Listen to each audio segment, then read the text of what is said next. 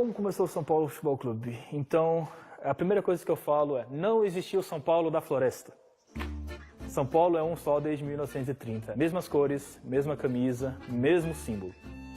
São Paulo Futebol Clube nasceu da dissidência de jogadores e sócios do Clube Atlético Paulistano, que havia abandonado o futebol, se uniram com o clube, a Associação Atlética das Palmeiras. O Paulistano foi o primeiro grande clube brasileiro, tinha feito aquela viagem para a Europa, para a França principalmente, em 25, foi quando o mundo descobriu o Brasil, futebolisticamente falando.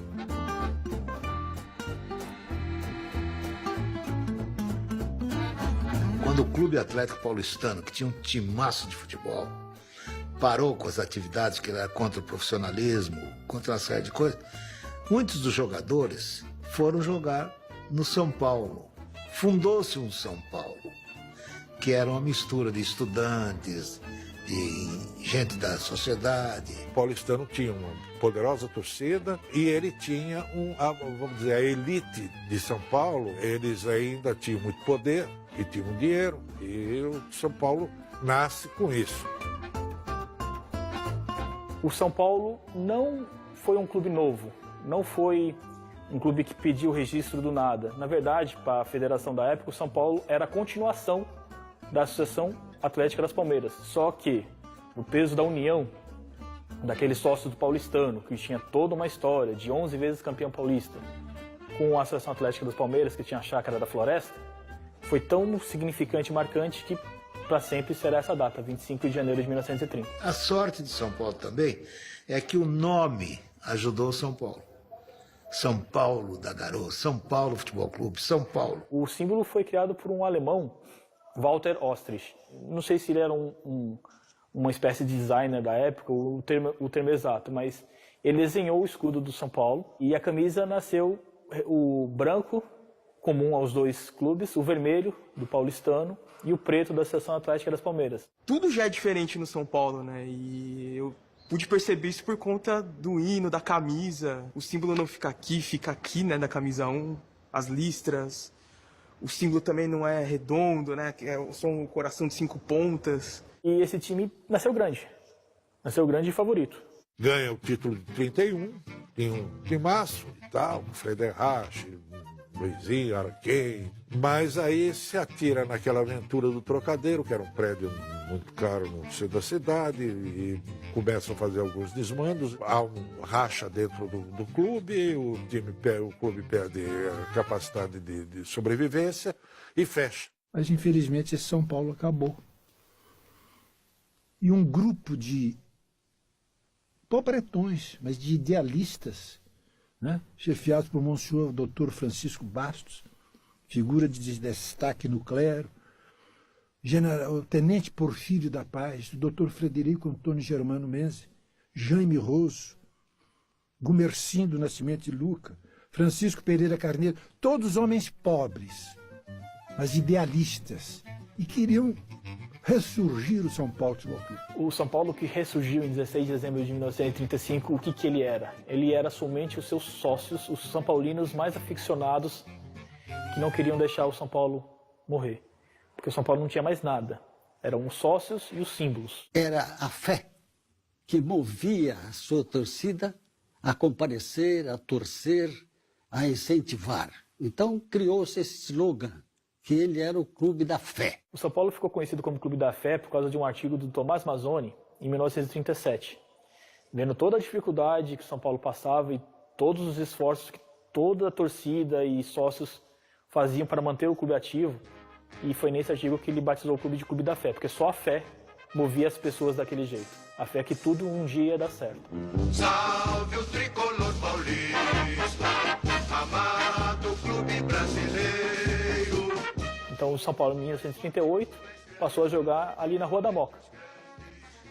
Durante pouco tempo, porque em 1940 foi inaugurado o estádio do Pacaembu, e aí a Rua da Moca ficou pequena para dar qualquer jogo. O tricolor, clube bem amado, as tuas glórias vêm do passado. No dia da inauguração, estava lá o Getúlio. No instante em que o São Paulo entrou na pista do Pacaembu, a plateia começou a bater palma desesperadamente. E o doutor Getúlio Vargas perguntou ao doutor Adhemar de Barros qual o nome desse clube. O doutor Adhemar disse: São Paulo Futebol Clube. É o mais querido da cidade. A turma gritava, São Paulo, viva o São Paulo. Era um Viva São Paulo, que era uma resposta à ditadura. Daí, o clube mais querido da cidade. E nessa época, o São Paulo sempre quis fortalecer uma identidade de o verdadeiro clube brasileiro, o verdadeiro clube paulista. Porque os outros ou eram de colônias inglesas, espanholas, italianas. O verdadeiro clube paulistano, brasileiro naquela época era o São Paulo. E isso só veio a mudar depois com a nacionalização do São Paulo, quando chegou o Leônidas.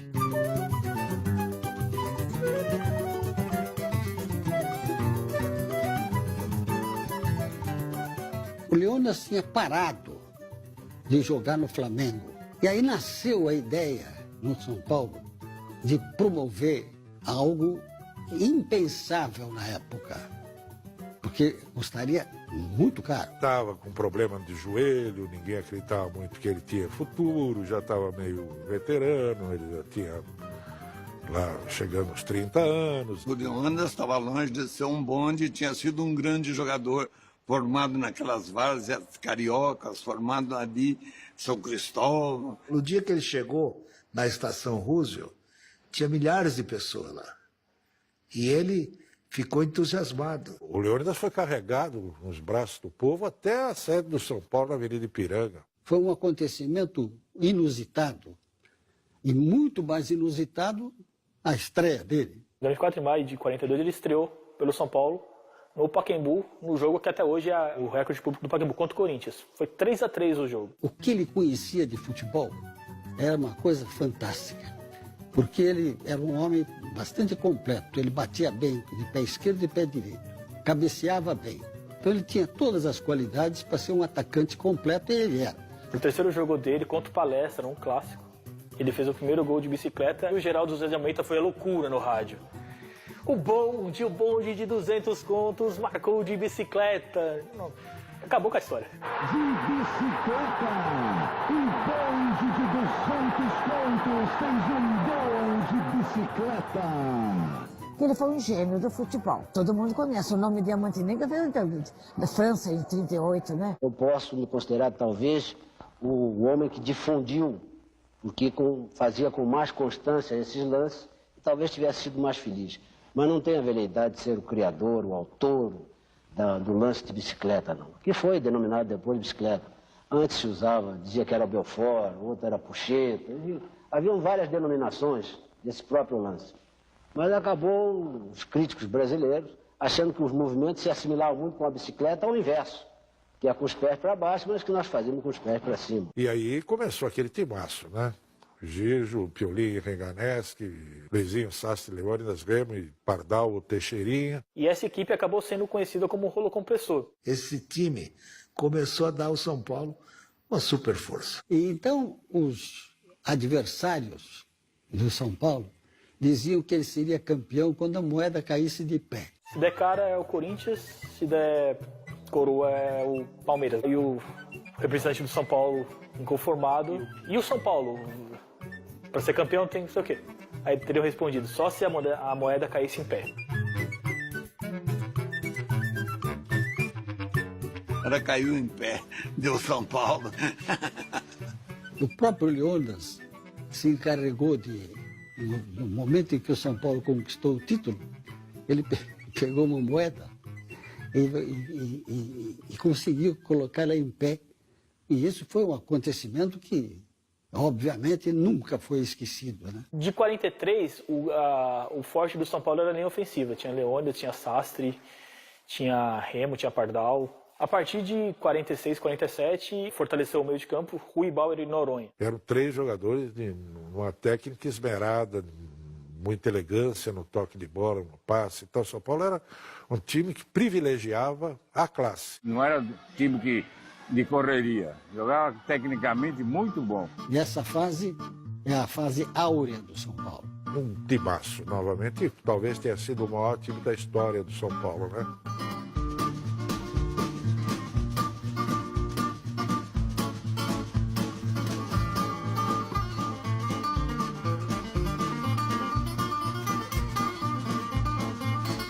São Paulo não tinha estádio.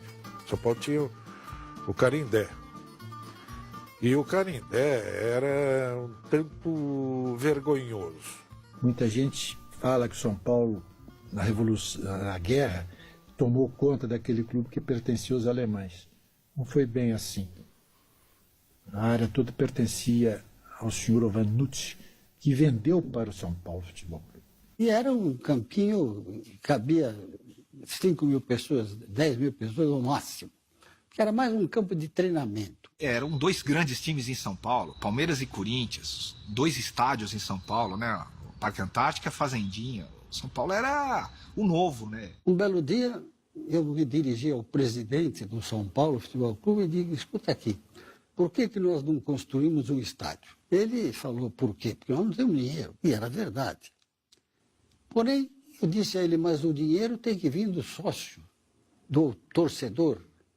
Porque se nós admitirmos a ideia da possibilidade de construir um estádio, você não tem a dúvida que tem milhares de São Paulinos que vão aderir. Muita gente pensa que a venda do Canindé foi o começo do Morumbi. A venda do Canindé serviu para pagar as dívidas do São Paulo Futebol Clube. E o Morumbi foi lançado praticamente sem dinheiro, com a venda de ideias.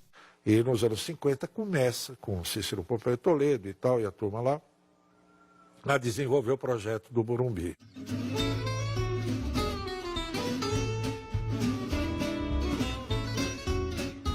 Em 15 de agosto de 1952, chamou para benzer o local Monsenhor Francisco Bastos. Foi lançada a pedra fundamental do estádio, ainda sem projeto.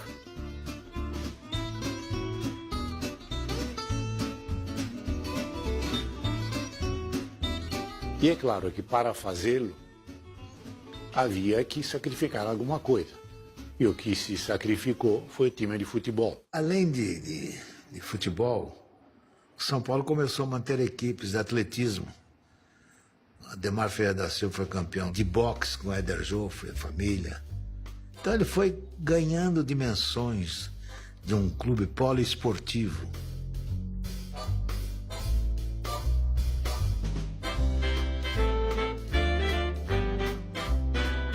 Eu comecei pelo São Paulo Futebol Clube e terminei como São Paulino no boxe. Ele começou treinando desde pequeno na academia do próprio pai, o argentino Kid Joffre, e a academia sempre foi ligada ao São Paulo.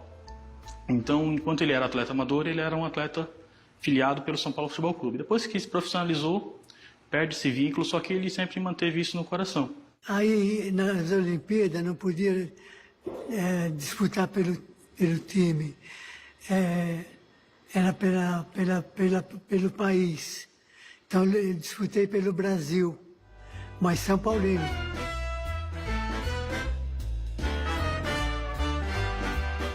E aí que é um ponto que muito torcedor confunde. Muitos pensavam que as estrelas douradas eram por causa do Mundial, do futebol, mas não era por causa dos recordes mundiais do Ademar Ferreira da Silva. Durante muitos anos,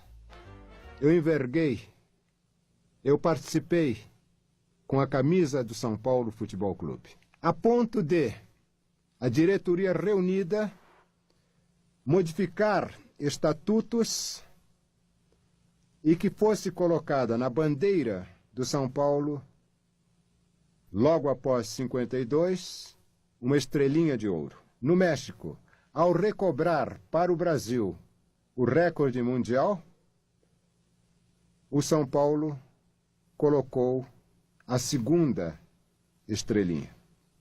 São as duas estrelas que tem na bandeira do São Paulo. Porque recorde mundial de atletismo e Olimpíada e Pan-Americano não era fácil. E o Ademar foi fantástico, fantástico. Eu sou São Paulino e sempre dei o meu sangue para o São Paulo Futebol Clube. A primeira grande imagem que sempre me vem à mente do São Paulo é 1957, com dois nomes. Bela Gutmann como técnico, Zizinho como jogador. Porque tem técnico que mandava fazer, faz isso, faz aquilo, mas não ensinava como é que era. E o Bela Guttmann não. Ele imaginava mais ou menos o que ele queria e fazia a gente jogar a forma mais fácil possível. Era de um lado para o outro, do outro para cá. Era um negócio de zigue-zague dentro do campo. Para ver o Zizinho, você tem que calcular um cara que ninguém tira a bola dele, que passa perfeitamente, que cobra faltas maravilhosamente bem e com raça. Na minha opinião, e de um tal de Pelé, foi o jogador mais completo que eu vi jogar, né? E o Zizinho veio e deu o campeonato 57 para o São Paulo. Era uma equipe forte, tecnicamente muito boa, e foi campeão com muita facilidade, não tinha dificuldade de jogar.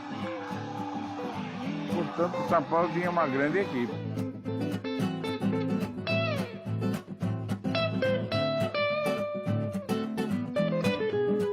A história do canhoteiro no São Paulo é fantástica, porque um belo dia aparece um ex-técnico de futebol com uma magricela lá, que ninguém tinha ouvido falar nele, e ele dizia para o Fiola: põe ele para treinar que vocês vão ver o talento que vocês estão contratando. E o Zizinho dizia assim, o grande, jogando pelas beiradas, o grande foi canhoteiro.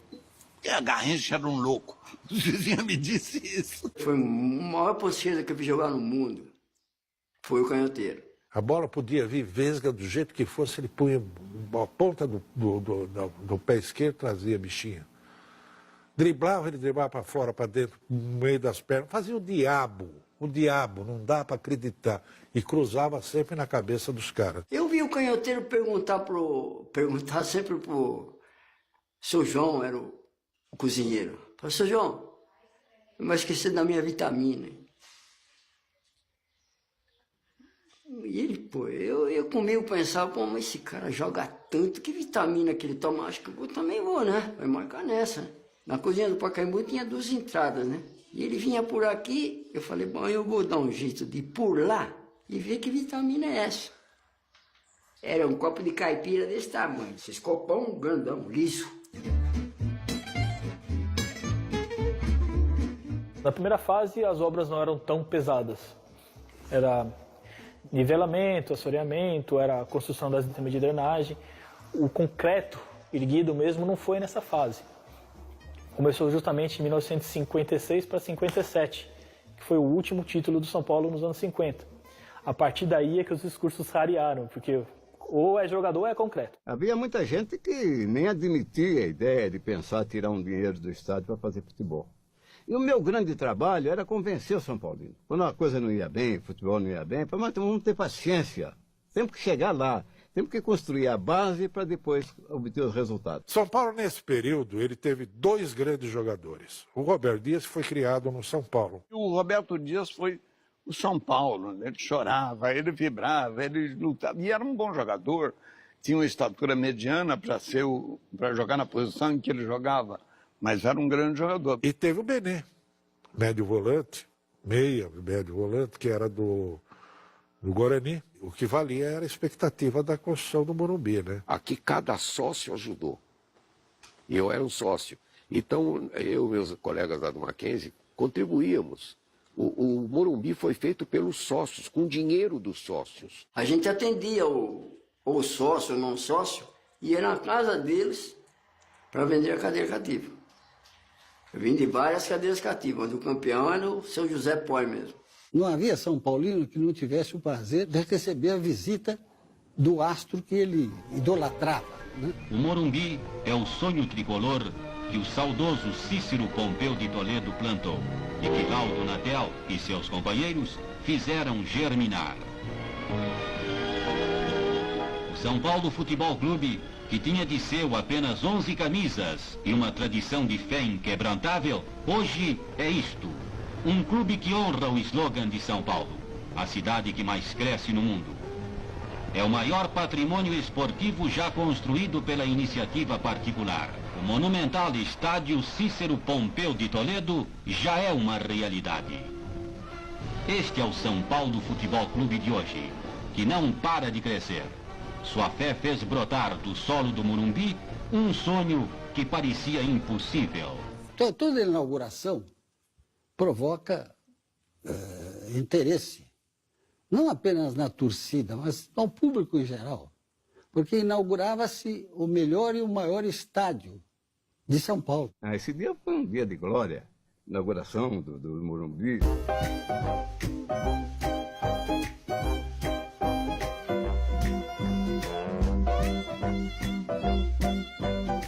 Antes de eu fazer o primeiro gol no Morumbi, eu tinha assustado uma bola na trave já.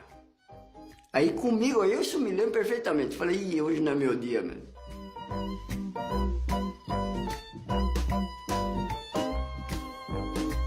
Aos 12 minutos, o Sporting que estava atacando, o Fernando Sato, ele desarmou, entregou para o Gonçalo, e eu desloquei para o meio, e o Jonas foi para a ponta direita, e o Gonçalo lançou o Jonas.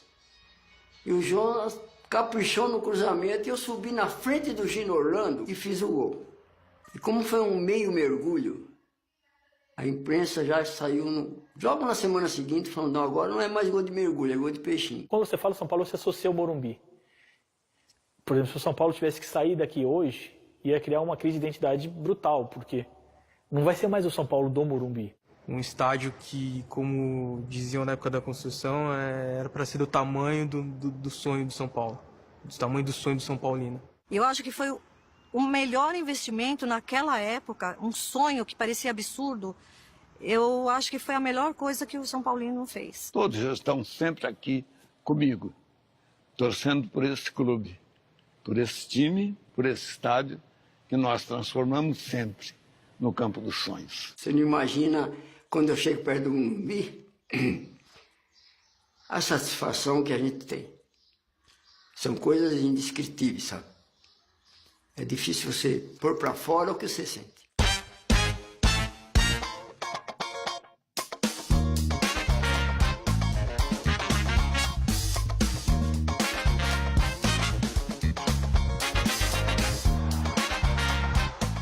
Porque quando eu cheguei aqui, o São Paulo fazia 13 anos que não era campeão. Mas eu não ligava. Aquela contenção de despesa, né? Que estava construindo o estádio, então não tinha uma equipe daquela boa mesmo. Naquela época se investia mais no estádio, né? Aí já começaram a investir no plantel, onde se formou equipes poderosas na década de 70. Então fui jogar com o Gerson, Pedro Rocha, Tolinho. Nossa, minhas pernas tremiam.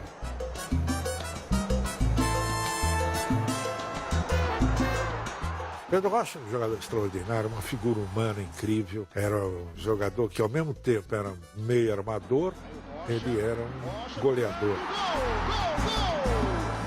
Pedro era um jogador brilhante, era um gentleman, né, jogando futebol. Ele dava muita força pra gente que era jovem, né?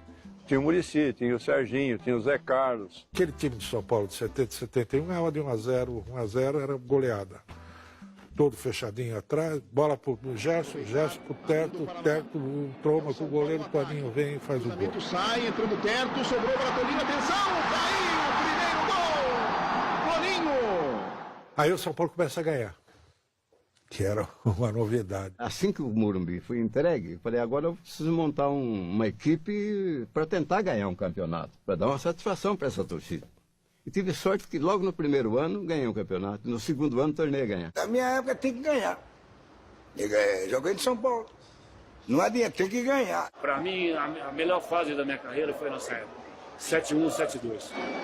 Na área, Toninho, boa jogada, Toninho, gol! Participei da Libertadores de 72, mas a grande frustração foi a de 74. Chegamos na final com o Independente.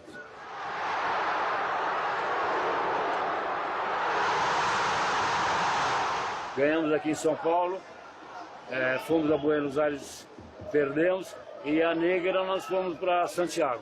Nunca o São Paulo chegou tão perto de um título da Libertadores e entregar o caneco para os argentinos perdendo um pênalti no final do jogo foi pior ainda.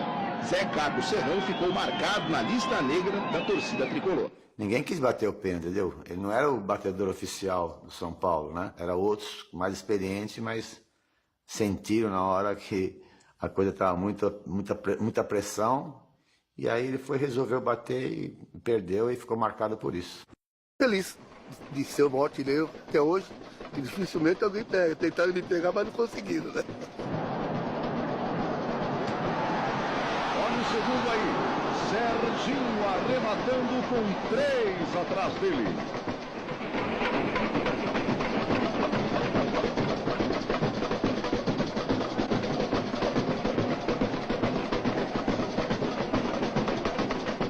A forma do campeonato era diferente. Era por grupos, classificava. Então, na hora H, o time funcionava. E nós sabíamos que o Atlético ia ser muito difícil.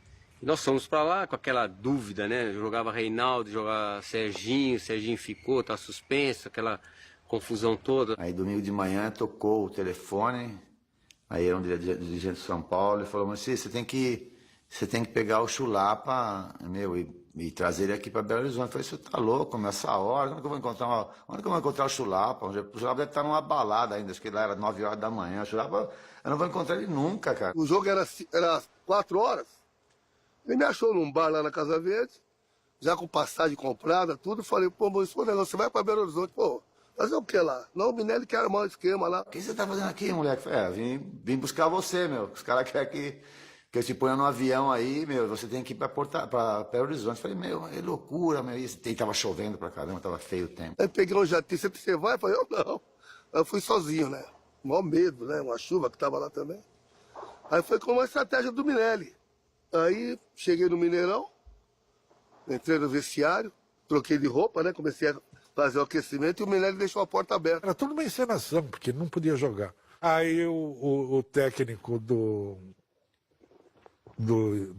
Atlético entra em pânico, manda chamar o Reinaldo. Diz, bom, se o Serginho vai jogar, eu jogo o Reinaldo também. E foi aqui só ameaça, né? Antes do jogo, os caras ameaçando o Reinaldo. E aí o São Paulo chegou com o Chulapa e falou, tá bom, se for o Reinaldo, eu ponho o Chulapa. Os dois eram artilheiros, né? Os dois eram os principais artilheiros.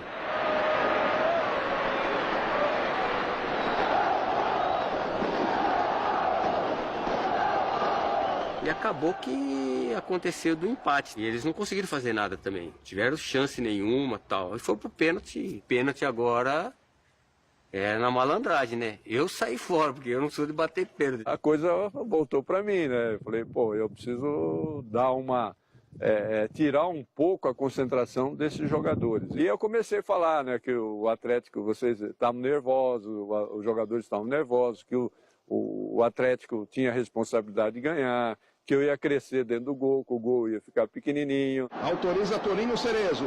Inicia uma caminhada, bateu, errou, Toninho Cerezo. O humor desequilibra as pessoas. É a maneira mais inteligente de se fazer. Ele fazia isso, aquilo deixou o pessoal do Atlético, que era um time melhor na época. Até chegar a cobrança do Márcio, última cobrança. Aí eu cheguei e passei a mão nele, né? No bumbum dele. E ele olhou pra mim assim e tal. Falei, esse já tá no papo. A torcida do São Paulo agora é para que o Atlético erre essa cobrança de pênalti. Zé Sérgio tá fazendo sinal para o Valdir que a bola vem no canto direito dele. Atenção, partiu Márcio, errou! O São Paulo é campeão brasileiro de futebol de 1977. Vitória da raça, vitória da vida, vitória do São Paulo. Por isso é que São Paulo é o clube da fé. Quando na verdade ninguém esperava, o São Paulo consegue chegar até lá. Só uma coisa importante, Rubens Minelli, tricampeão seguido do Brasil.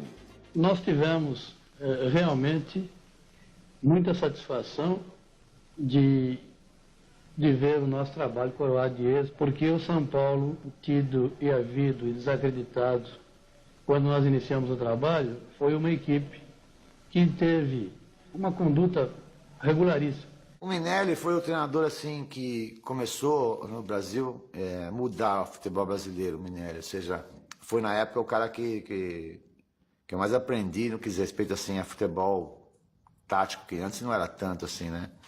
Então ele começou a inovar. Na falha da zaga, o Dinei, Valdir Pérez. Preparou, tocou, Serginho, gol! São Paulo tinha feito investimento, vários jogadores chegaram, né? E deu certo, né?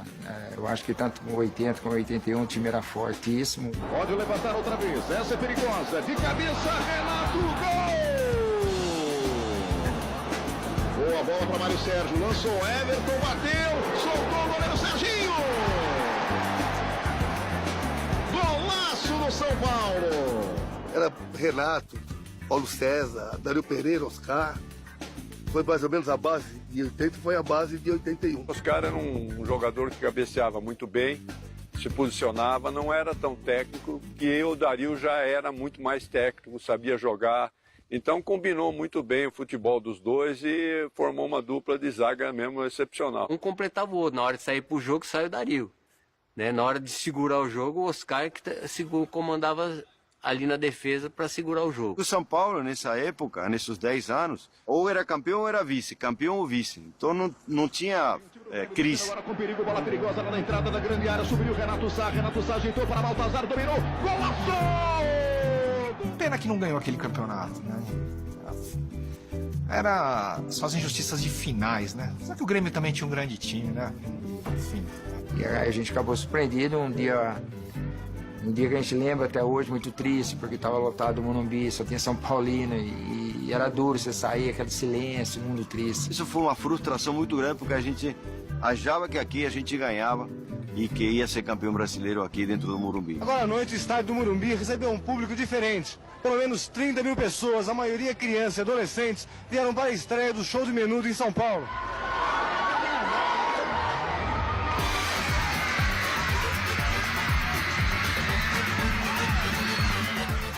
Onde eu me apaixonei realmente pelo São Paulo, sobre qualquer aspecto, foi dos minutos. São Paulo vai ser agora, se segura na cadeira, vai ser agora, Sidney, que golaço do São Paulo! É isso que fala, né? Se levanta o peito e fala, sou São Paulino, né? E pode falar o que você quiser, mas o time que a gente tem, ninguém tem. Eu entrei como Menudo, assim, meio de gaiato, tal, que já era um pouquinho já veterano, já tava com 25 anos, era mais pros meninos que estavam começando. Aí o levantamento pra segunda trave, pra cima, bateu cruzado, Miller emendou! Gol! Acabou pegando os meninos, os Menudos do Cilinho, né, na época, que era o Cilinho como treinador, com a sua fantasia, com a sua criatividade monstruosa. Foi bom, porque os jovens da época começaram a olhar o São Paulo como um representante dessa juventude. Nelsinho pra Careca, opa, belo tiro, golaço de Careca! Golaço de Careca! O São Paulo tem um ótimo time, São Paulo faz uma campanha sensacional e eu não tenho medo de transportar isso aos meus jogadores, à minha direção e principalmente à nação São Paulino. Vai terminar, vai ser agora! Acaba o jogo de Salve o tricolor paulista, amado clube brasileiro. Realmente, o São Paulo tem muitos jogadores técnicos, muitos jogadores habilidosos, uma equipe realmente fantástica e foi comprovado no campeonato da temporada passada. Então a gente dava sustentação para os jogadores novos, né, jogar, né, e ficar tranquilo que a gente segurava atrás, né? Então tinha uma mistura boa, né? Silas e Miller eram jovens, Sidney jovem.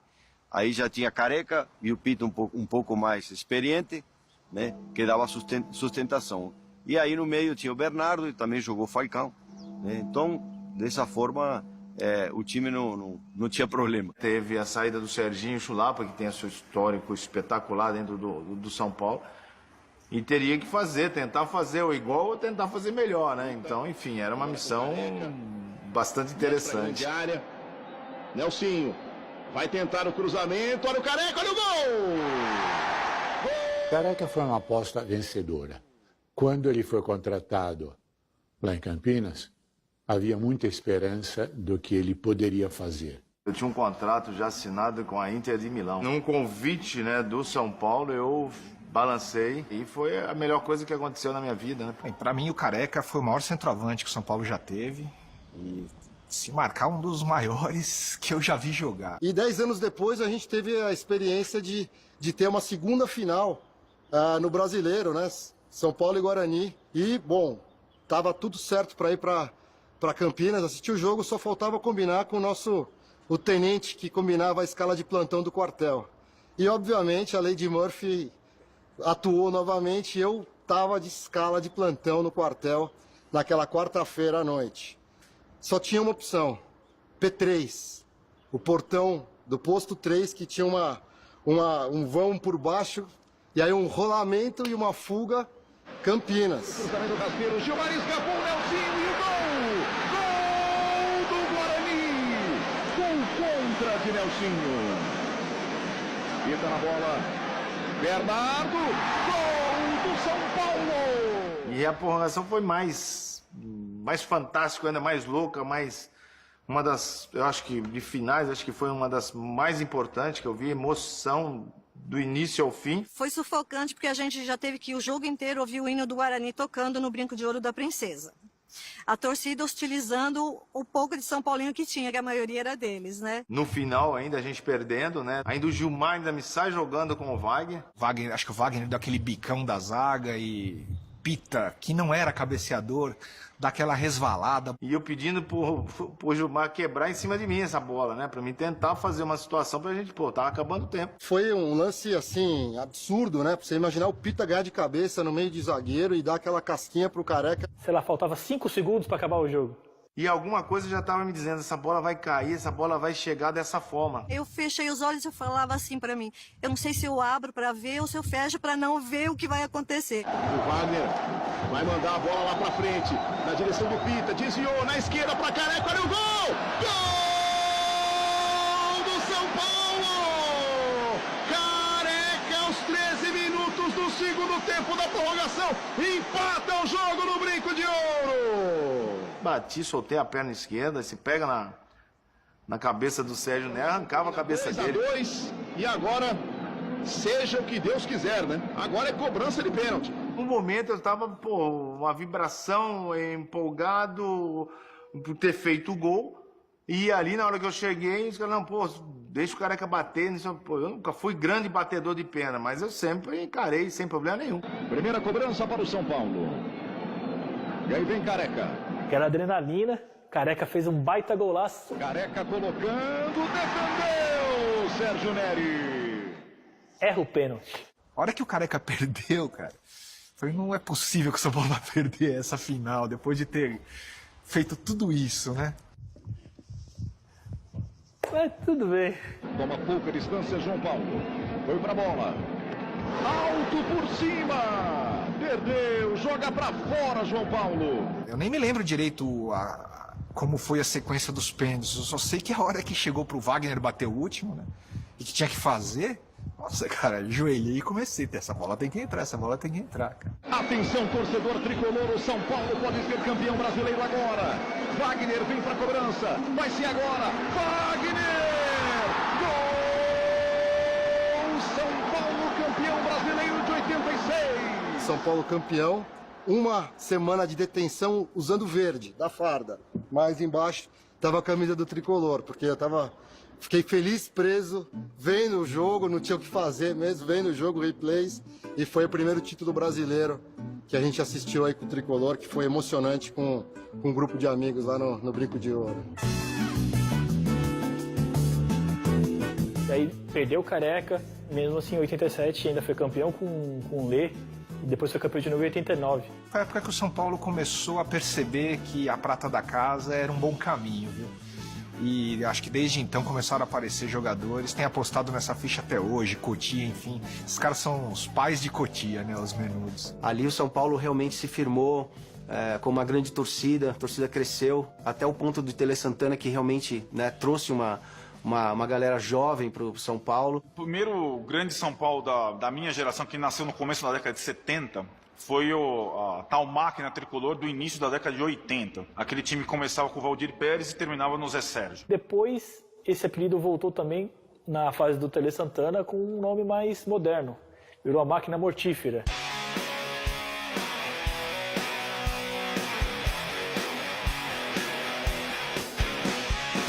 Chegou no final daquele Campeonato Brasileiro de 90, debaixo de muita desconfiança. Havia muita rejeição ao Tele, não só no São Paulo, mas na maioria dos clubes brasileiros, pela pecha de pé frio. E para você apagar essa história, né, ou essa lenda, né, do pé frio, você tem que ser campeão. Dentro, o Bernardo subiu, na trave, olha a sobra, Miller furou, Tilico! Gol!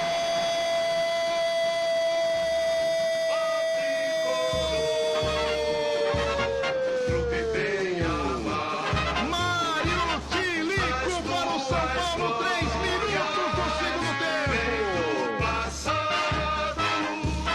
É um título importante. Eu já tive outros títulos como jogador, como técnico, mas esse foi, eu diria, só especial, porque era o único estado que eu não tinha conseguido ganhar um título ainda, era São Paulo. Ali apareceu um time espetacular. Né? Uma cena que é inesquecível, a gente no vestiário, eu, o Miller, não sei o que, a gente subiu no muro, assim, e a torcida invadiu, e os jogadores todos em cima lá do muro, cantando o hino junto com a torcida, assim, foi uma coisa inesquecível, assim. Foi a segunda conquista do São Paulo no ano. Foi campeão brasileiro e campeão paulista. E a comemoração começou aqui no vestiário, regada a água. Tá faltando um título mundial agora pro São Paulo? Faz tempo, né? São Paulo já conquistou tudo aqui dentro, tem que pensar maior. Tele Santana, pra mim, eu lembro muito dessa imagem de ser um cara que tá sempre na beira do gramado, que se não contenta muito ficar no banco de reservas e pensando no jogo, e jogando junto. E cara que conhecia futebol muito bem, foi um grande jogador. Ele impunha aquela maneira de jogar, ele impunha alguns fundamentos de passe, principalmente passe, ele não admitia o cara errar um passe. O Cafu mesmo, um jogador que com a força de vontade que ele tem, ele melhorou demais jogando ali pela lateral direita, vai, treina, domina, passa, cruza, ele cruzava toda a bola, eu dizia para Cafu, quando você vai fazer um cruzamento que joga a bola para fora, eu fico vermelho de frente da televisão, de vergonha de ver você fazer isso, porque a culpa não é bem sua, não, é de quem te dirige, é quem treina você, que não ensina. Ô, Cafu, não, Cafu, não! De vez em quando a gente reúne o pessoal, ainda começa a imitar o que o Tele falava, né? Mas uma coisa importante do Tele, eu falava para todos os meninos que treinavam com a gente. Se o Tele tá pegando no seu pé, tira isso como uma boa, tira isso como uma lição, cara. Porque o Tele só pega no pé de quem ele gosta. Mas o São Paulo sempre foi uma característica de futebol bonito, principalmente por toda a história do Tele.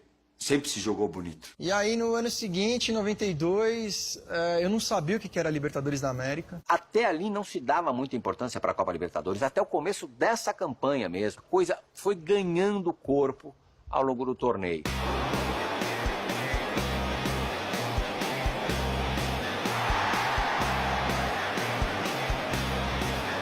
Convenceram o Tele começou a dar mais importância para a competição, foi avançando as fases.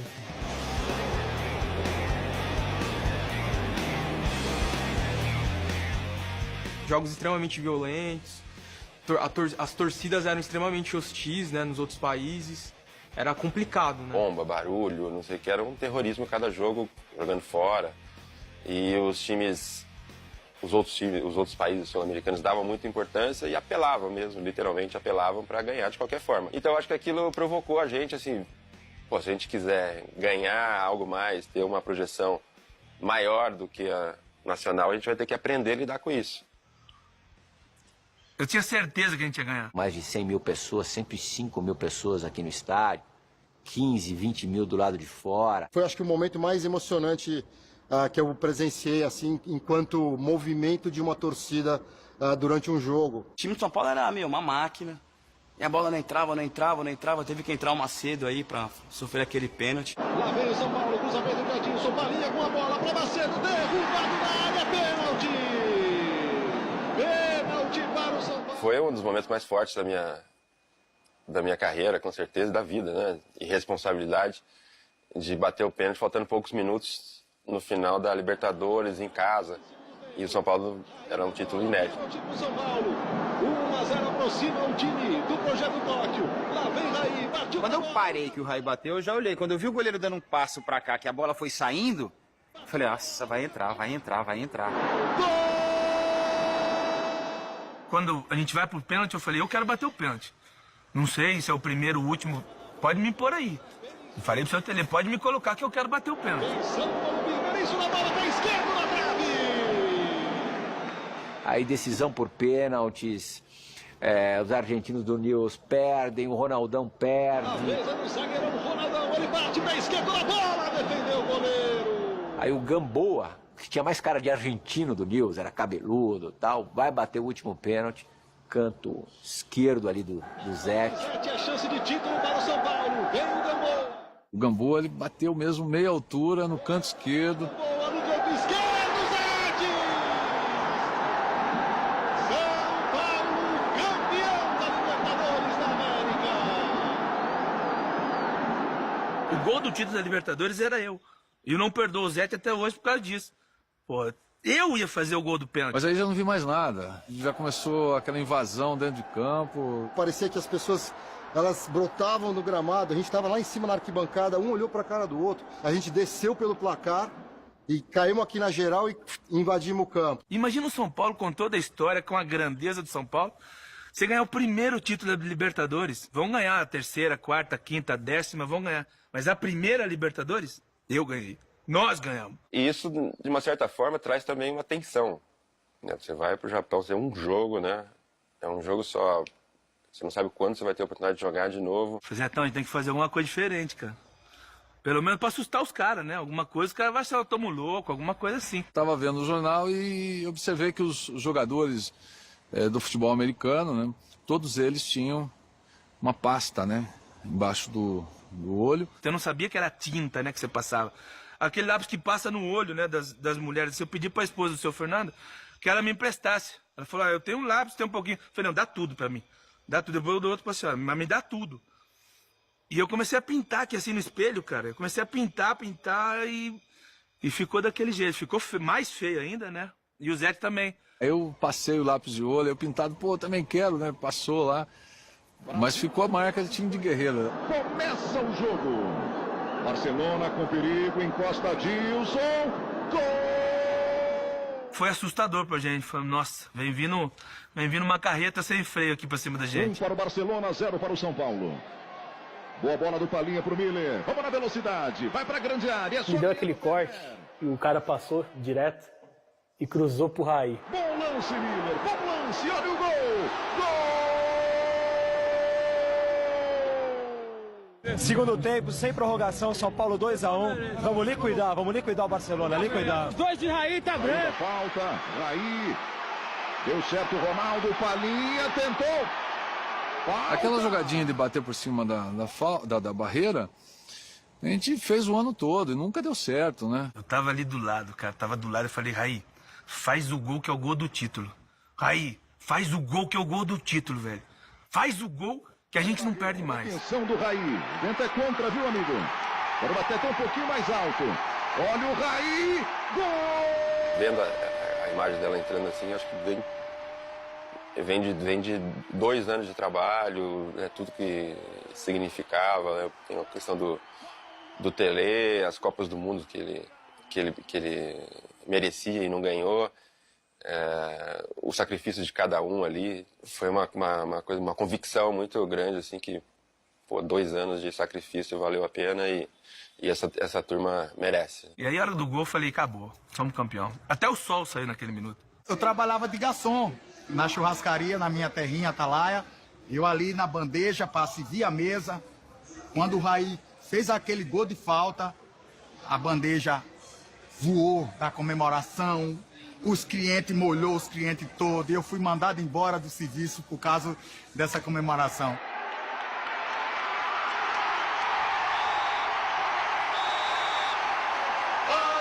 E eu perdi a força naquele momento, porque eu tinha deixado tudo dentro do jogo.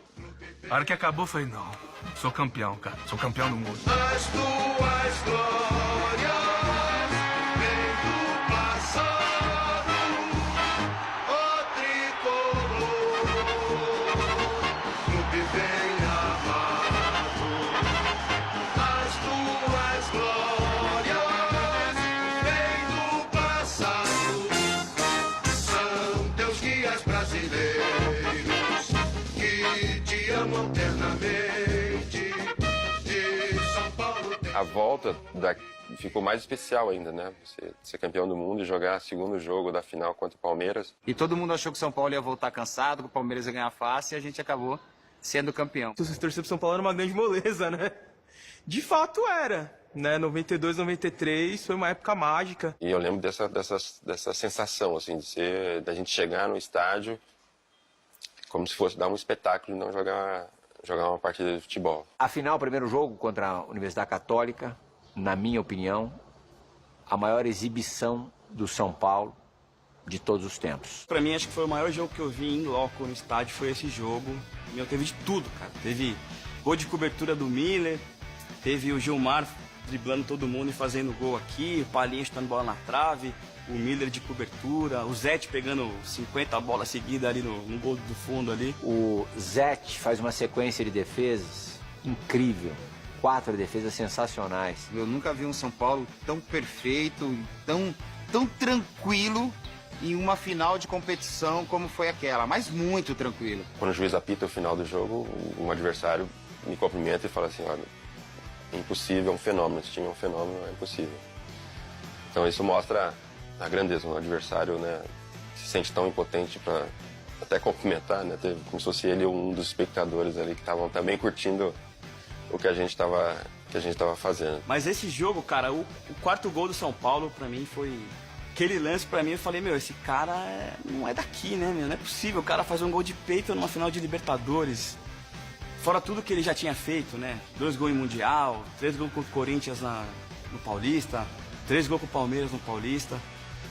E ali eu vi que o Raí realmente era... Assim, acho que pra mim, cara, o maior que eu vi. E aí a gente começou a entender que a nossa responsabilidade também era maior. Muitos jogadores do nosso time começaram a ter ofertas que a gente nunca sonhou na vida. O Raí se despediu aqui num 6-1 contra o Santos. E foi um jogo memorável, né? Acho que estava todo mundo inspirado ainda e até que saiu uma jogada no lindo gol que deixou a bola passar entre as pernas, enganando o zagueiro. E aí fechou com chave de ouro essa passagem, vamos dizer. A gente sempre fica emocionado depois de passar tantas felicidades aqui, viver um ambiente tão gostoso como a gente vive. Com certeza eu vou ficar emocionado, sei que vou sentir muita falta disso ainda lá, mas pretendo voltar, com certeza eu quero voltar. E era mais do que o craque, né? Ele era o capitão do time, era a maior referência que a gente tinha de São Paulo era o Raí, né? O Raí de 91, ainda no início da era Tele, ele não era ainda um jogador espetacular, líder e tudo mais. Ele era um jogador que não participava na tomada de bola, como era o Sócrates também, quando chegou na seleção. Então, o Raí entendeu perfeitamente e hoje é um jogador que luta, que briga pela posse da bola. O perfeccionismo dele e a busca dessa perfeição incansável é algo que não tem como você passar impune ou imune a isso não mexer com você, mexer com a sua vida de uma certa forma, né?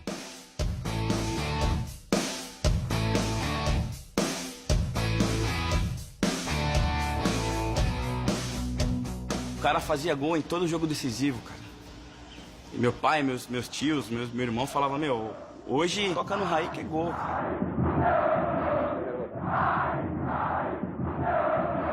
O segundo Mundial, talvez por tudo que já estava acontecendo diferente no futebol brasileiro, apesar de ter chegado com moral, não chegou da mesma forma como em 92. Mila achou que ia atropelar o São Paulo. E aí, filho, nosso time entrosadinho, nosso time certinho, experiência do Cerezo, experiência do Leonardo. Nós perdemos o Raí, muita gente achou que a gente não ia conseguir ser campeão novamente, porque tinha perdido o Raí, mas ganhamos experiência com o Toninho Cerezo e com o Léo. Eu sempre falava que não existe sorte, azar, existe o trabalho, né? O poder de reação, né? Que a gente executa no treinamento e você faz, né, essa ação num jogo. Bola para a grande área, 2 livres, gol! E o São Paulo cruzando para a esquerda, Cerezo!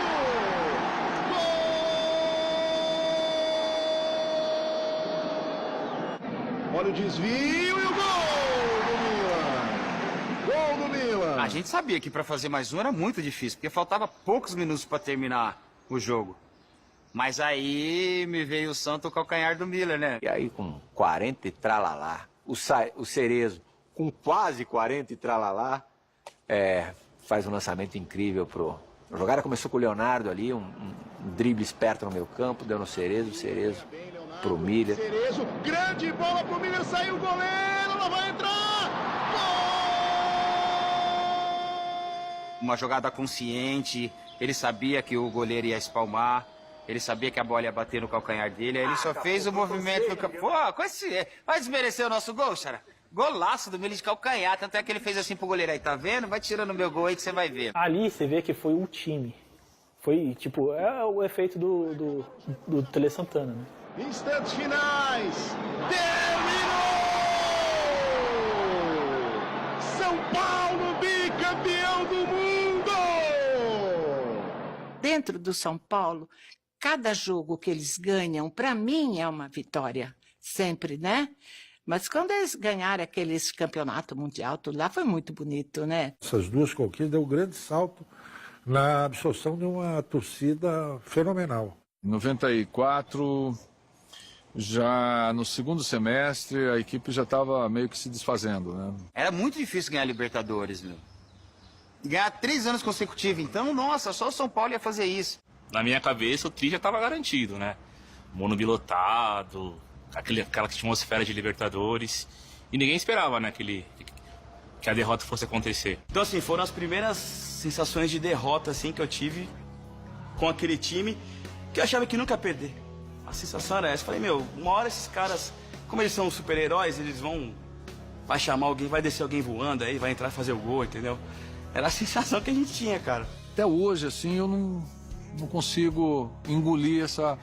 Não foi derrota, né? Mas engolir esse resultado. O Tele, ele no final, ele começou a ficar assim, normal, como todo técnico, desgastado, né? Porque o São Paulo, ele disputava tudo São Paulo naquela época, tudo.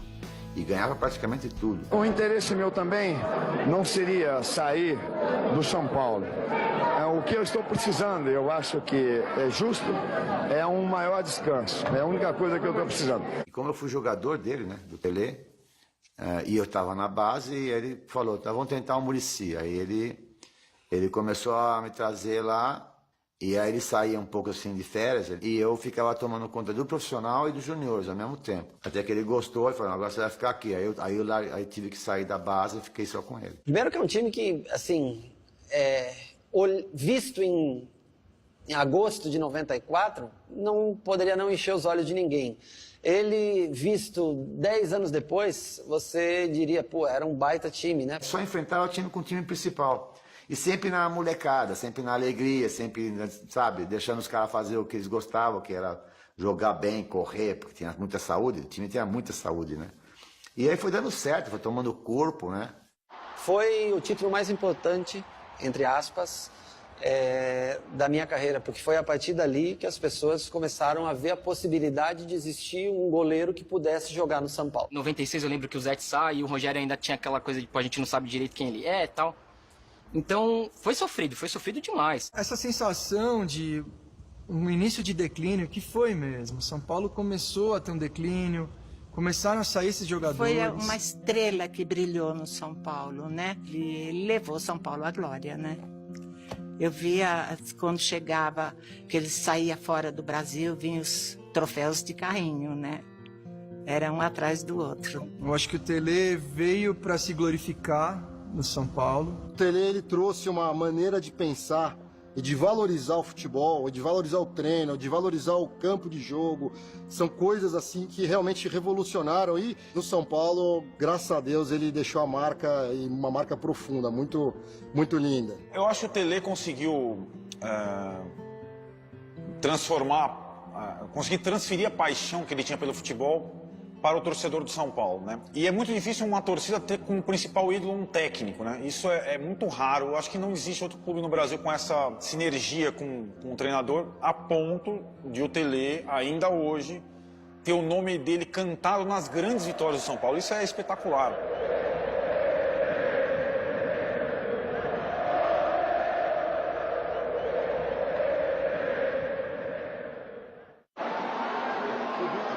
Veio cruzamento com desvio, subiu França, tocou, Raí! Aquele time era um time bacana de se jogar, e o fato da chegada do Raí, que eu acho que foi muito importante para mim, Eu que pude conviver com ele no início da década de 90, um cara que ganhou títulos importantíssimos pelo clube, tinha uma magia muito grande com o torcedor, da camisa 10, do cara que jogava de cabeça erguida. Na hora que ele subiu, o estádio veio abaixo, cara. Porque era o cara que representava todas as conquistas do São Paulo naquela época. Vencedor, decisivo, artilheiro, craque, né? Craque de bola. Já cheguei aqui me sentindo em casa, mesmo sendo outros jogadores, mas no clube, ali eu percebi a força da minha identificação com o São Paulo, né? Eu chego e me sinto completamente à vontade. Eu lembro do meu pai falando, cara, o Rai vai voltar. Agora a situação é diferente. E ele chega para uma final de Campeonato Paulista contra o Corinthians, um baita rival que tinha ganhado da gente em 97, que foi uma final que eu sofri pra caramba. Eles ganharam o Campeonato Paulista da gente em 97. E o Rai chega e faz o gol do segundo jogo da final, faz o primeiro gol de cabeça no começo do jogo. Esse cara é Deus. Ele foi um ano... Não sei de ressurgimento, mas deu uma alegria, né? Depois de uns anos de ostracismo, de ganhar nada, ver os rivais ganhando e a gente não. Ele valeu como um ânimo a mais, né, pra torcida. Chegou por um jogo só, fez um gol de cabeça e comemorou o título. Aí o terror do Morumbi, meu. E termina o jogo! O São Paulo é campeão paulista de 1998! Se eu não estivesse aqui, eu acho que seria o campeão. Mas pelo menos o pé quente de voltar na hora certa, no momento certo, pro time certo. Tudo isso mostra que eu tenho sorte e pé quente. Quando eu era auxiliar do Tele, né? O Rogério não jogava ainda, né? E ele era o único cara que treinava falta. Por incrível que pareça, era o único cara que batia falta. Ele ficava lá, mesmo não sendo titular, nada, acabava o treinamento, a turma ia embora, ele ficava lá, batendo na trave. E eu ficava observando isso. Falei, pô, que coisa, né? E ninguém precisava incentivar ele. Ele pegava as bolas, punha a bolinha lá e começava a bater, isso sem jogar. Fazer um gol para um goleiro já era fantástico, já era especial. Fazer um gol em uma final, num clássico contra o Santos, aí eu acho que foi talvez a reafirmação ou a afirmação final que faltava para tirar qualquer dúvida, como que na época a imprensa criou de valia a pena um goleiro bater faltas ou não. Eu acho que aquele gol naquela final foi o carimbo que era necessário para se confirmar que valia a pena. Pô, um gol de um goleiro numa final de campeonato, né? Então, até então tinha sido o momento máximo do Rogério com a camisa de São Paulo, né?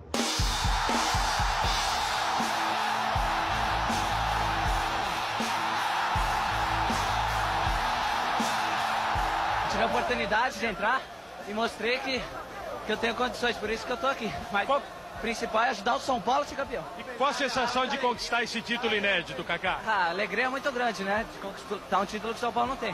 Fico feliz de poder ajudar. 2000 foi o jogo que surgiu o Kaká, né? O Kaká foi apresentado ao mundo. Na última Copa São Paulo que ele disputou, ele foi reserva. Ele era centroavante, foi reserva. Absurdo, coisa dele.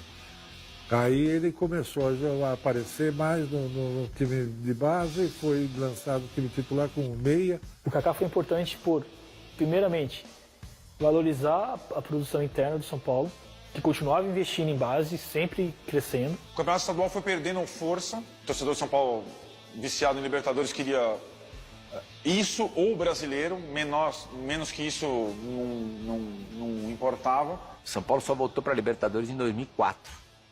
Que não era essa festa do caqui, com todo mundo. Era campeão e vice no máximo, ou campeão brasileiro e campeão da Copa do Brasil. Depois de 10 anos a gente voltou para a Libertadores, e São Paulino tem esse negócio com a Libertadores. São Paulo estava precisando de Libertadores. O torcedor São Paulino estava sedento de Libertadores. Mas houve aquela fatídica semifinal contra o Once Caldas. Foi frustrante porque nós massacramos o Once Caldas aqui no Morumbi. E não conseguimos sair do 0-0. Começamos, né, excelente e terminamos de uma maneira que a gente não merecia terminar. Nós acabamos no último minuto ali, sofrendo os 46, 45, 46, uma linha de impedimento que até hoje eu tenho dúvida se estava ou não. Pode parecer exagero, cara, mas eu queria morrer. Eu queria morrer. Aquilo pra mim foi a sensação de morte. Eu queria me enterrar num buraco e sair dali só quando o São Paulo ganhasse outra Libertadores, sabe? Porque você fica ali incrédulo, você fala, não é possível que no último lance da semifinal da Libertadores a gente foi eliminado, cara. Eu mal conseguia falar, mal conseguia olhar na cara das pessoas de tão triste, de tão mal que eu que eu fiquei. Apesar de ter feito muitos gols, eu não tinha conseguido conquistar o tão sonhado título da Libertadores. Apesar da esperança, você sentia mais firmeza, eu sentia mais firmeza no time, mas eu não achava que a gente ganharia em 2005. Aí a coisa foi tomando forma, a gente ganhou o Paulista, foi avançando. E o São Paulo tava tudo certo para começar uma Libertadores legal, aí perdeu o técnico. Não estou satisfeito em deixar, mas alguma coisa me chama que eu não sei explicar o que é. O Autuori depois deu sequência a esse trabalho. É claro que numa mudança de técnico incidem vários fatores, positivos e negativos. E o Rogério estava caminhando para uma coisa assim, é o goleiro artilheiro, vai ser o cara que mais partidas fará com a camisa do São Paulo, mas ele precisa ter uma taça, aquilo que simboliza, né? Já tinha 3 campeonatos paulistas, mas não era importante. Se tinha Copa Comembol, não era importante. Rio-São Paulo não era importante. Apesar do Campeonato Brasileiro a gente ter ido mal, lógico, a gente estava muito focado na Libertadores, troca de técnico. Mas eu acho que o Rogério Ceni ele estava tão focado, tão inabalável, né, meu, que ele segurou tudo aquilo, ele, praticamente.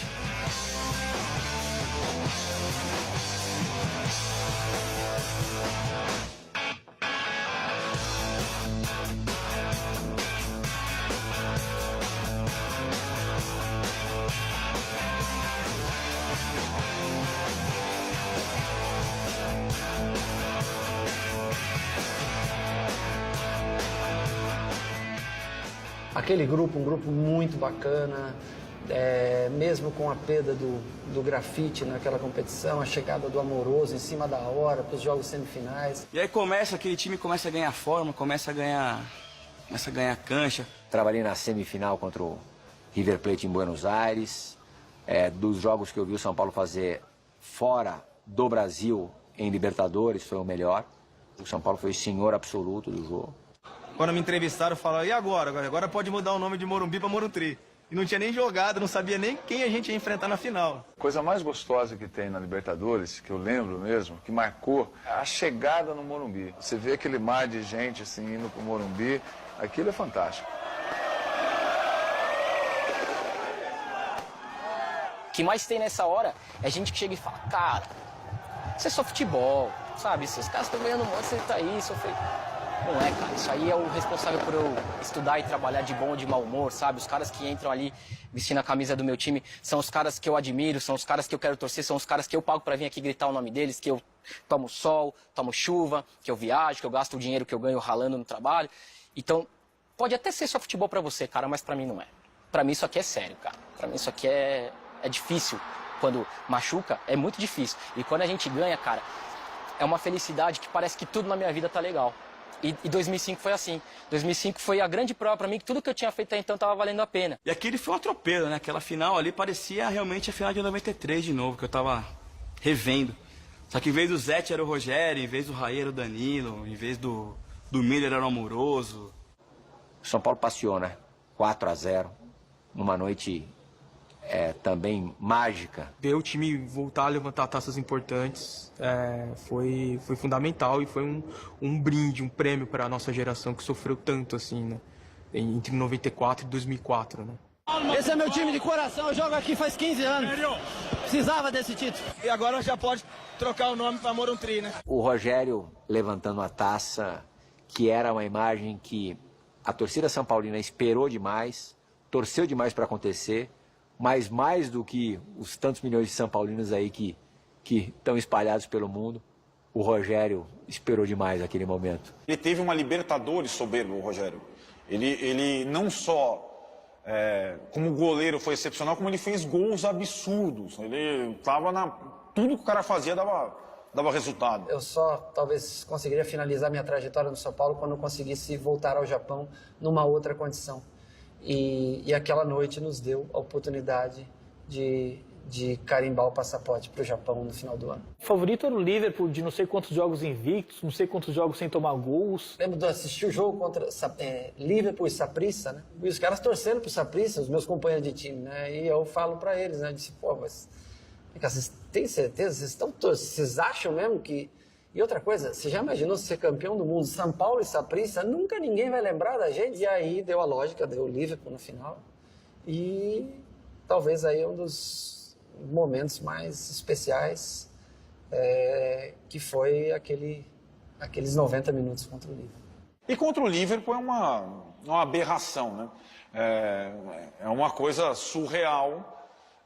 Acho que eu nunca vi um time brasileiro ser tão massacrado e ganhar um jogo. Já vi time brasileiro ser massacrado e perder jogo. Aquele jogo e aquele gol faz parte de uma obra, vamos colocar assim, não falo de arte, mas uma obra técnica, né? Não me gavando, mas quando ela bate aqui, parece cola Superbone.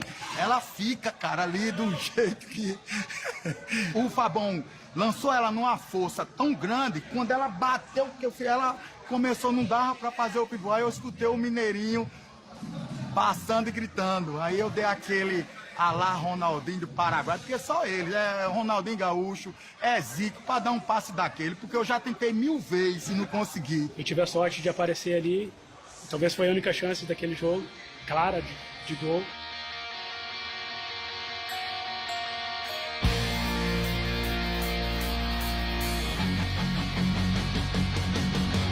E aí o Mineirinho deixou a qualidade dele indiscutível, guardada lá no estádio de Yokohama. Não foi o gol do Mineiro, o gol de uma equipe que batalhou, uma equipe que tinha um ideal. Então eu não me considero um herói, mas todos aqueles que participaram, direto ou indiretamente, para que aquilo pudesse realizar, são heróis. Mas chegou uma hora que a gente não conseguia nem sequer sair de contragolpe, que o jogo virou mais difícil. E como falei para você, o fator sorte, que também é importante neste futebol, né? Obviamente acompanhado com a monstruosidade de Rogério.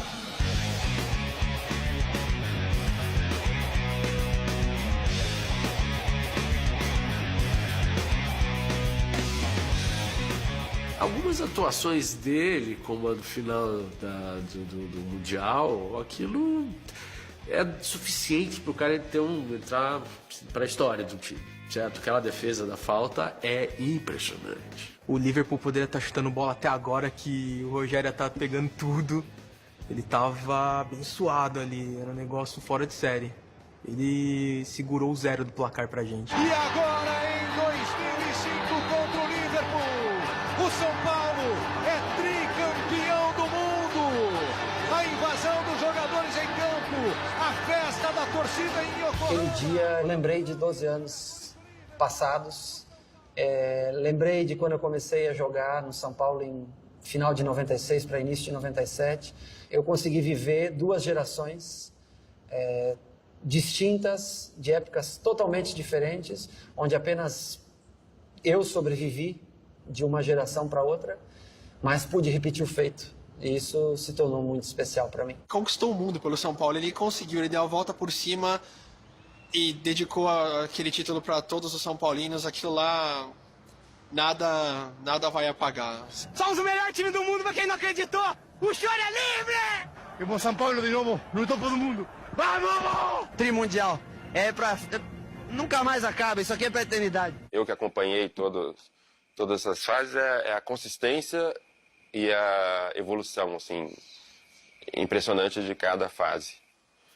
Primeiro ele foi meu calouro, depois um líder junto comigo e depois o maior ídolo da história ganhando mais um Mundial. É um goleiro que marcou a história do futebol mundial. Nunca nenhum goleiro marcou tantos gols como ele. E é, na minha opinião, o próprio símbolo do São Paulo dessa última fase. Rogério Ceni pela meia esquerda, autorizado, partiu, pé direito, bateu, é gol! O gol 100 ficará para sempre. Daqui a mais 100 anos, daqui a 90 e tantos anos, quando se completar 200 anos da história, com todo respeito ao adversário, mas esse gol será lembrado. Algumas coisas na vida ficam para sempre e esse gol ele vai ficar para todo e qualquer São Paulino, da idade que for, da época que for, esse gol será lembrado. Não tem como você falar de São Paulo e não falar do Rogério, e falar do Rogério e não falar de São Paulo. E o amor da torcida por ele, acho que reflete tudo que ele fez pelo clube, né? Falar que ele é o maior ídolo da história é um pouco complicado, porque passaram tantos outros nomes pelo São Paulo, assim, tão importantes quanto ele, né? Leônidas, Canhoteiro, Pedro Rocha, Dário Pereira, Raí, mas o Rogério tá nesse voo, assim, nesses grandes nomes, e para muitos é o maior. A vantagem é de que o cara está muito tempo no clube, é isso, ou seja, ele se preocupa muito mais com o clube do que com ele, às vezes, né? O Rogério é mais ou menos assim, e eu também, porque a gente foi criado aí, então a gente tem a outra maneira de ver de todos que estão lá. E eu dizia, puta, mas não é possível, cara, eu vou passar minha história aqui, campeão da Libertadores, campeão do mundo, campeão paulista, campeão Rio São Paulo, campeão Conmebol, e não vou ganhar um campeonato brasileiro. E aí se tornou uma obsessão, mas com um começo muito difícil, com a derrota da Libertadores seguinte, de 2006, a final. Ser torcedor é essa montanha-russa aí, cara. Ser torcedor é isso. 2006 doeu um pouco mesmo. Doeu muito, mas um pouco menos, porque o São Paulo foi grande do começo ao fim naquela Libertadores. E o Inter também. E foi uma final digna de dois times ali que mereciam levantar aquela taça. Até hoje não tem um dia pior que aquele, porque tava tudo na mão, a gente tava tudo encaixadinho. Um jogo de final não se pode errar. Errei, paciência. O gol também que nós tomamos tava tudo encaixado, tava os nossos melhores cabeceadores, tava os melhores defesas, o nosso time era muito alto. Foi o pior dia, porque aquele time tinha tudo para ser campeão da Libertadores, que era um time muito forte.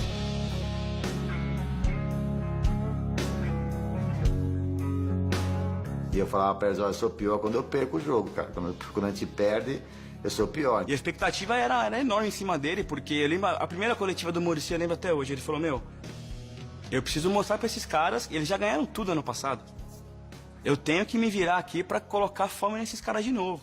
A gente perdeu a Libertadores, jogo seguinte, Cruzeiro, Mineirão, pelo Brasileiro. Um jogo que a derrota era muito provável, São Paulo toma 2-0 logo de cara. O Cruzeiro tem um pênalti para fazer o 3-0 e afundar a gente, né? Em crise, né? E o Rogério pega o pênalti e vai lá e faz 2 gols no jogo, empata o jogo.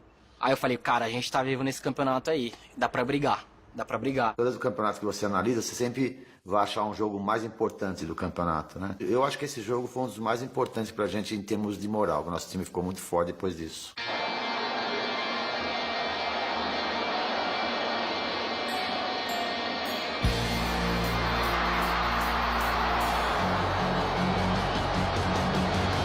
Aquele título primeiro de 2006, foi muito importante. Foi equivalente à importância dele, pelo tempo que a gente não conquistava, ao Mundial do ano anterior. E eu acho que foi a extensão, porque foi Paulista, Libertadores, Mundial e Brasileiro num espaço de 1 ano. O momento em que a convergência entre o que gosta o torcedor do São Paulo e o que mostrava o time aconteceu na plenitude. Bicampeão brasileiro com 4 rodadas de antecipação, fato que não voltou a ocorrer. E o São Paulo conseguiu fazer times que iam se reciclando, mas sempre com essa característica. Daqui é trabalho e tem que ralar a bunda no chão para ganhar os jogos.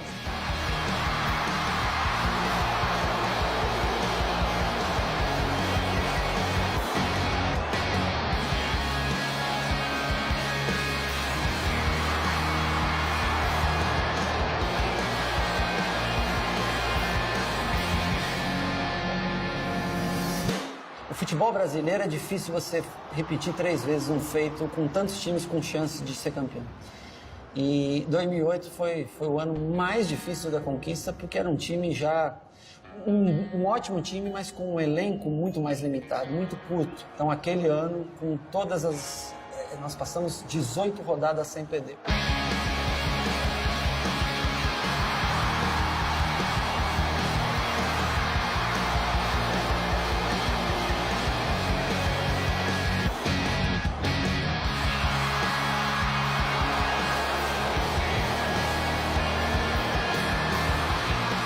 A metade do campeonato ninguém falava do São Paulo, todo mundo já tinha colocado ele de lado.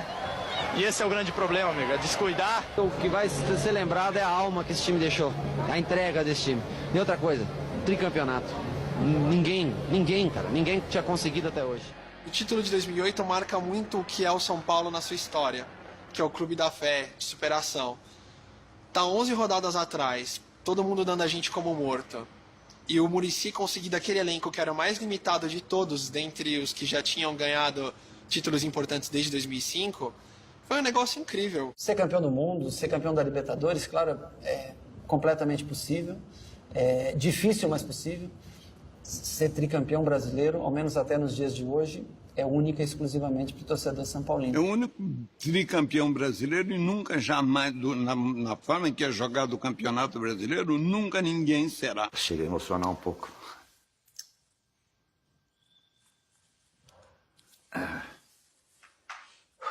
É difícil, né, no nosso país ser técnico e ser reconhecido, como você falou. Isso aconteceu comigo, eu estava no jogo contra o Cruzeiro na Libertadores agora, que eu estava em casa, estava aqui sozinho. Morumbi tinha 60 mil pessoas e quando o São Paulo entrou em campo, aquele negócio todo, o estado todo começou a gritar meu nome, uma coisa incrível. No sofá, falei, não é que eu estou acreditando que eu estou vendo, cara. Como essa torcida é incrível comigo, né? Porque eles gritaram o nome do Tele, é normal e acho que tem que ser feito sempre mesmo, porque o Tele fez muita coisa por esse clube, o Tele ensinou muita gente a ser sério, a ser correto, né? Como fez comigo também. Então, eu acho que eu não tenho essa história toda, né, para merecer isso, né?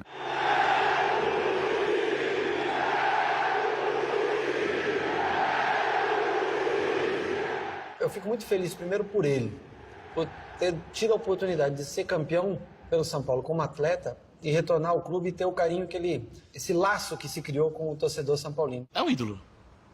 Acho que depois do Tele foi o grande técnico que eu, assim, da minha época de torcedor, que foi o segundo maior técnico que o São Paulo já teve, né? O mais vitorioso. Todas as torcidas gostam do cara.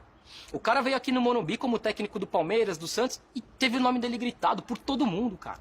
Por todo mundo. E não é desrespeito ao técnico que tá no seu time, é admiração pelo cara que foi sério, que se doou, sabe? Que tentou fazer o melhor pelo seu time. E fez, e conseguiu o resultado. Então, eu acho que no caso do Muricy, é só reconhecimento, porque ele merece, cara. Ele merece tudo que a torcida do São Paulo gosta dele, ele merece. O São Paulo Futebol Clube é algo eterno no meu coração. Se eu não tivesse vivido, talvez, essa história dessa maneira, eu talvez teria alguma frustração no futebol. Porque eu sei que eu cheguei no limite que eu podia chegar. E sei que eu cheguei no lugar onde eu queria chegar. Eu não cheguei jogando futebol, que é um desejo de todo garoto. Eu cheguei jogando futebol no time que eu queria jogar.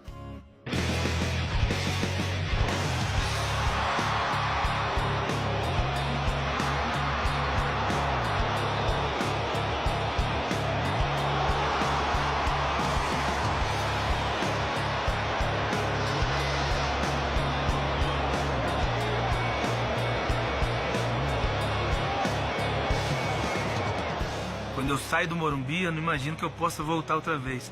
Então eu vivo muito intensamente aqui dentro do São Paulo.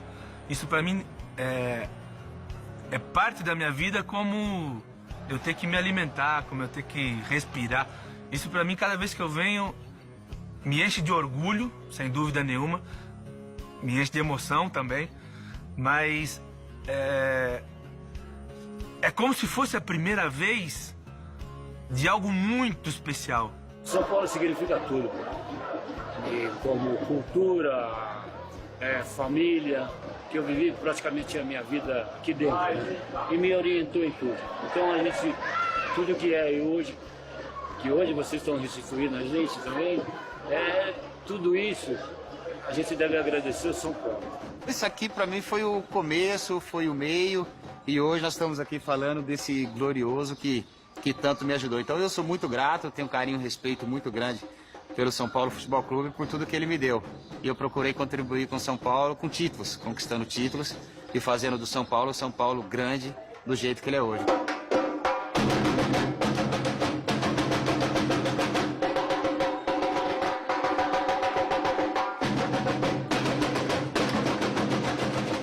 A minha vida pessoal, profissional, foi construída mesmo com muito orgulho no São Paulo, né? E eu defendo essas cores sempre. Minha vida, não tem jeito.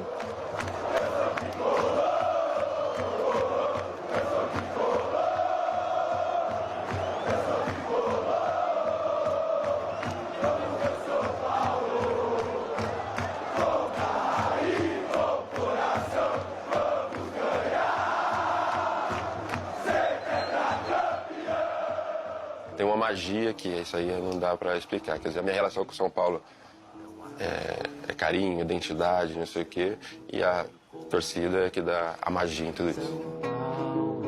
São Paulo, São Paulo, meu amor, meu amigo, não abre, estou contigo, sou torcedor do tricolor.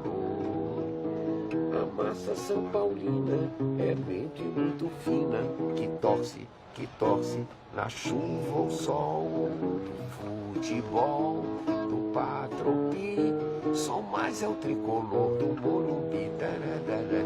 É um orgulho, além da paixão. Tipo, às vezes o orgulho está acima da paixão, não sei te dizer. Mas é aquilo que, tipo, admiração, você sempre viu como algo diferente. Então, é aquilo, você admira do mesmo jeito que você torce. Depois foi tri, e a multidão perplexa grita, vai ser hexa. Aqui vive o amor dentro do São Paulo Futebol Clube. Eu falo assim que, eu não sei, viver sem o São Paulo, para mim vai ser muito difícil. Porque é como se eu sou o São Paulo, eu não sou torcedor, eu sou o São Paulo Futebol Clube. A história do São Paulo, para mim, é bastante conhecida. Porque joguei lá, trabalhei lá, fui diretor lá e fui presidente. Então, praticamente, eu vivi a vida São Paulina, como eles falam. A minha geração é uma geração muito privilegiada, né, do São Paulo Futebol Clube. Porque, desde 77, quando conseguimos o primeiro título brasileiro de expressão realmente, né, foi hexacampeão brasileiro, tri-libertadores, tri-mundial, e eu vi tudo de perto, né, isso, eu acompanhei tudo de perto, né, que outro torcedor, né, numa relação com o seu time tem todo esse privilégio. Eu costumo brincar que eu sou São Paulo desde que nasci. Eu nasci com pele branca, olho preto, cabelo vermelho. Sendo São Paulino, mais uma vez, o que eu acho que tem de diferente é porque ele é o melhor, entendeu? É muito melhor. É ser São Paulino, ser paulista, paulistano. Para mim, o São Paulo é tudo isso. São Paulo, já diz tudo. É onde que eu vivo, é onde que eu moro. Então, ser São Paulino, para mim, é tudo. A minha maneira de ser paulistano, de agradecer a São Paulo, é ser São Paulino. Porque isso aqui tem as 3 cores desse estádio. Não esqueçam nunca.